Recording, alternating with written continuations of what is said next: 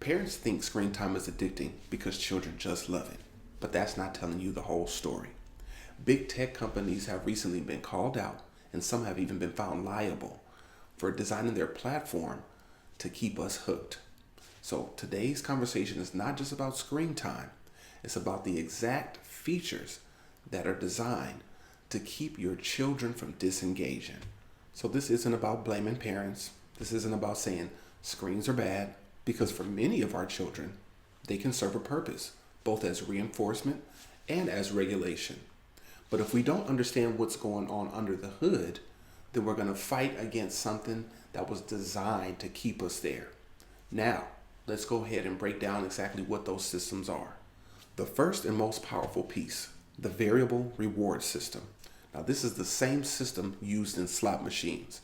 And these are also some of the same systems that we help use to design children to have a better day in school or in the home. Because with the variable reward system, you don't know when the next hit of reinforcement is coming. So you continue to perform at a high level of behavior just in case that reinforcement comes. And what exactly does that look like? Scrolling and hoping to find the next video that you like, posting something and then waiting until you get comments or likes, or even opening a loot box or a reward and trying to find out what's inside that box. You don't know exactly what's in it, but you know something is in it, and that unpredictability is what keeps you engaging at a high level. The second piece, there's no natural stopping point. Movies have an ending. Books have an ending. But now, everything is infinite. You can infinitely scroll for as long as you can on any of the social media platforms. There are some games where you have an infinite number of lives, so you can keep playing. I remember when the Mario games first started to go from having a finite number of lives to infinite number of lives. It was a big breakthrough because now we could play to our heart's desires. Little did we know that we were being designed to continue to play and play and play without thinking, wait a minute, maybe I should stop, a natural stop point. So this can look like infinite scroll, like we just talked about. It can look like autoplay on some videos. You scroll to the next video and it just starts playing. You scroll to the next one and it just starts playing. Anything like that is built on that particular system where there is no stopping point. And like I said, the infinite lives on some games also follows that same exact rhythm. So you don't have to choose to stop. You have to actively choose to stop. And that's much, much harder. Number 3, it's that instant dopamine and that rapid feedback. When you can get feedback from everything that you do, from a tap to a swipe to a scroll, and there's sounds and there's flashing lights and there's animations, it's hard for you to just stop because you want to see what happens next. So that immediate feedback is reinforcement on the behavior that keeps you going, which is tapping, scrolling, and swiping. So this is no different than setting up a system in a school or in a home to where you constantly have reinforcement coming. You constantly have things going on that are good to keep the child engaged in whatever task that might be, whether it be cleaning up, whether it be changing themselves, whether it be completing homework. You have to make it fun. You have to make it enjoyable. No different than this situation where you get immediate feedback. Every scroll, every swipe, every tap.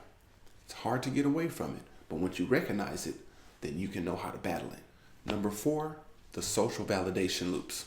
And this is the foundation of what these platforms were built on, the social engagement part.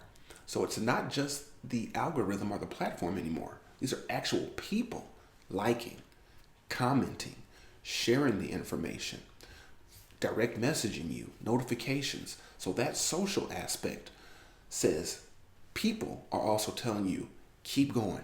You're doing great. We like that. More of it. And what do you do as a result? Oh, you like this? I got more for you. There's more where that came from. And that keeps you hooked. That keeps you engaged. That keeps you checking notifications. That keeps you coming back for repeat sessions. And the platforms just love that. Now, this 5th one is a beast, and that's the personalized algorithms. So you get suggestions based on what you engage with, not what's most educational for you, not what's best for you, but what keeps you watching and what keeps you on the platform. I have a number of children I work with, especially those on the autism spectrum, that doom scroll. They literally find material that is either depressing or extremely disturbing, and they continue to watch it almost compulsively. And this is because the platform is designed to just give you more of what keeps you engaged. This is not helping them become more social. This is not helping them to communicate any better, but it is giving them what they're going to sit there and watch and interact with. So that's where the real danger comes in. So you might watch a video, you get 10 more just like it.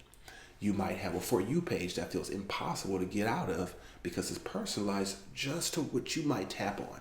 Even if you go to the platform saying, I'm going to go here for this, and that's all I'm going to do. Once that For You or that personalized algorithm recommends those videos that you tap on, you might have to grab your own hand to keep from tapping on it. And this is exactly where the recent rulings and lawsuits come in, because the argument is no longer the kids just like screens. Now we can definitively say that these platforms have been designed to keep you watching, to keep you engaged, to keep you spending more time on the platforms. So now, parenting around these features looks very, very different. So the question is no longer, how do I just take it away? The question now becomes, how do I build around it? So by identifying what need it meets, you can fulfill that need in an alternate way that gets the same need met without having to engage in any screens. So when you understand what is going on under the hood, you can now restructure the system so that it works for you and your benefit. So instead of fighting with the screens, you find ways to integrate and go in and out of the matrix. So you have to set screen time boundaries. What are clear, structural start and stop times? You have to set up clear expectations. What are we doing now? And then what are we going to do after? You have to set up clear transitions.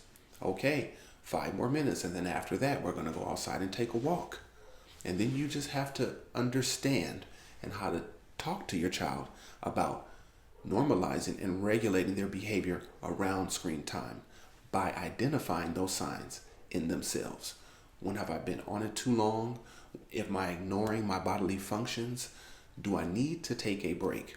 Once you can do that, you have developed an individual who can self-regulate and who can go in and out of the digital domain without having any problems.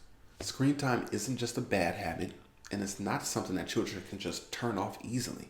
It's something that you have to build structure around, and you have to teach how to go in and how to go out of it safely. And once you can do that, you can reduce the negative effects of anything that the companies have put together to keep you engaged.